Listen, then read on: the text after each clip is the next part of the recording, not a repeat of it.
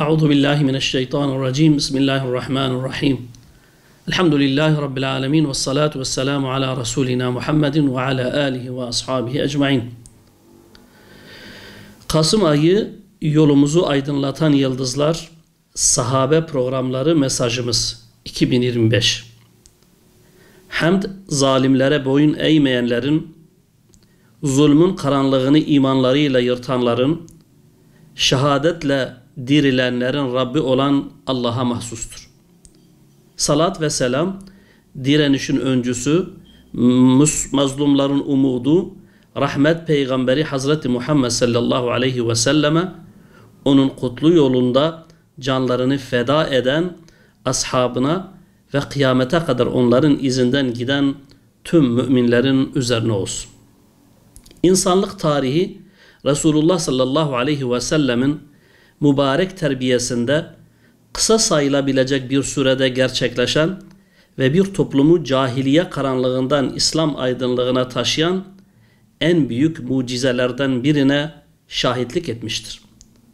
Sahabe-i kiram öyle bir nesildi ki kısa denilebilecek bir sürede cahiliye karanlığını İslam aydınlığına dönüştürmüş, onlar Kur'an-ı Kerim'den sonra en büyük canlı mucize insanlar için içinden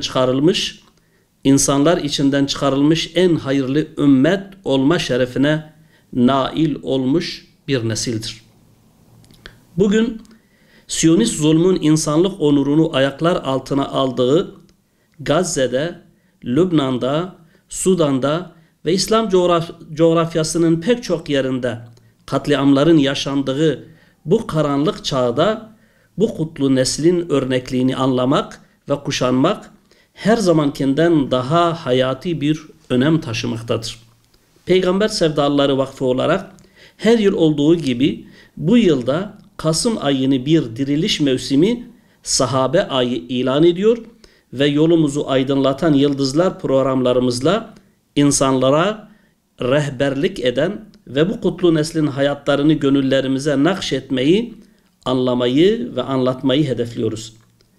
Bu sene özellikle yaşadığımız coğrafyadaki zulme karşı direniş ruhumuza ışık tutan iki abide şahsiyeti, ebedi kahramanı, Medine'ye ilk ışığı taşıyan Mus'ab bin Umeyr radıyallahu anh ve Uhud'un cesaret timsali Nesibe Hatun radıyallahu anh'ı konu ediniyoruz.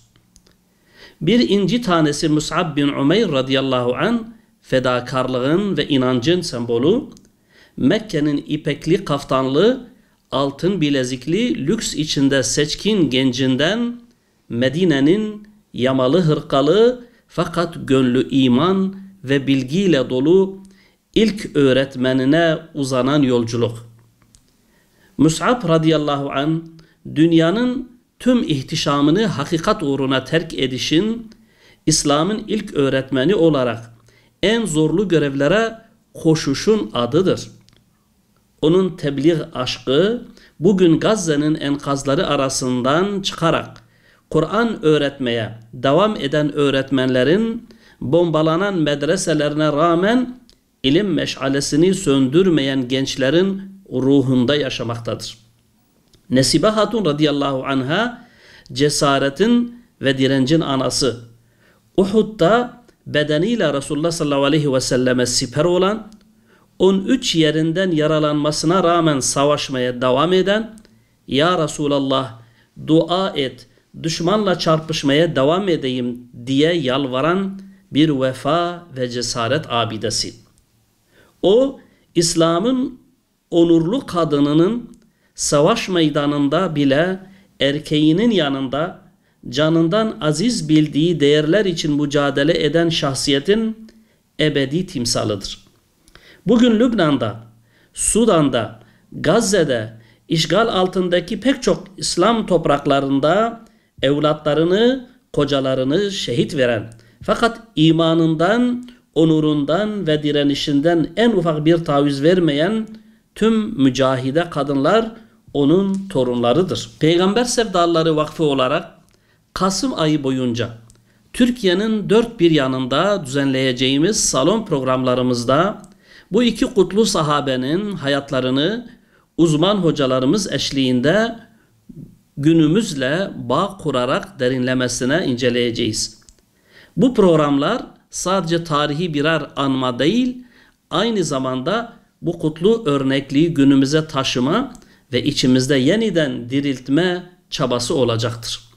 Bizler inanıyoruz ki Kudüs'ü kuşatan zulmün, Gazze'yi yıkan barbarlığın karşısında dimdik duranlar işte bu ruhun evlatlarıdır. Bu karanlık ancak sahabe neslinin yaktığı meşaleyle dağılacak. Zulmün karşısında Mus'ab'ın fedakarlığı, Nesibe'nin cesareti ile duran bir nesil insanlığın kurtuluşuna öncülük edecektir. Bu temennilerle Kasım ayı sahabe programlarımızın hayırlara vesile olmasını, ümmetin uyanışına ve mazlumların kurtuluşuna bir adım daha yaklaşmamıza katkı sunmasını Rabbimizden niyaz ediyoruz. Peygamber Sevdalıları Vakfı.